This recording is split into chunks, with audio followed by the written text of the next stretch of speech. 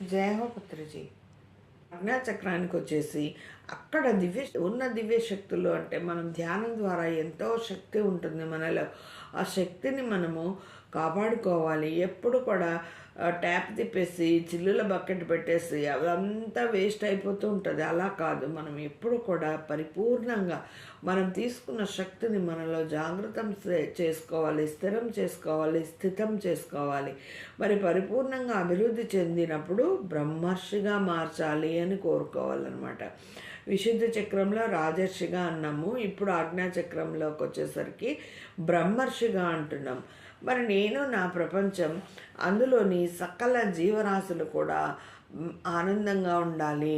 నేను ఒక్కదాన్నే కాదు, నా కుటుంబమే కాదు, ప్రపంచంలో ప్రతి ఒక్కరూ ఆనందంగా ఉండాలి, అందరూ హ్యాపీగా ఉండాలి, సంతోషంగా ఉండాలి, అందులో నేను ఉండాలి, అలా కోరుకుంటారనమాట. ఇక్కడ అంత ఆనందమే, బ్రహ్మానందమే. ఎందుకంటే సాధన చేసి చేసి చేసి మూలాధారము, స్వాధిష్టానము, మణిపురము, అనాహత చక్రము, విశుద్ధ చక్రం దాటి ఆజ్ఞా చక్రానికి వచ్చాం.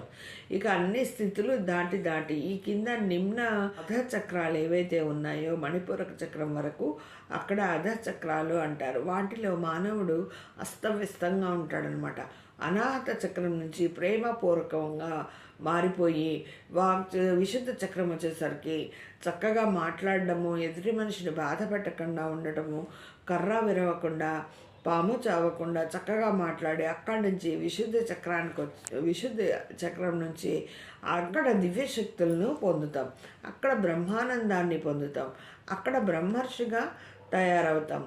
అందుకే ఎన్లైటన్మెంట్ మాస్టర్స్ అందరూ కూడా అన్నీ సమానమే, ద్వంద్వాతీతంలో లేకుండా భిన్నత్వంలో ఏకత్వం అంటారు. ఏకత్వం వన్నెస్లో ఉంటారనమాట.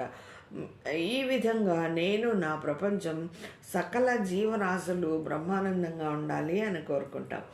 మళ్ళీ నెక్స్ట్ సహస్రార స్థితి గురించి తెలుసుకుందాం. అంతవరకు సెలవు. నమస్తే. నేను మీ పద్మ.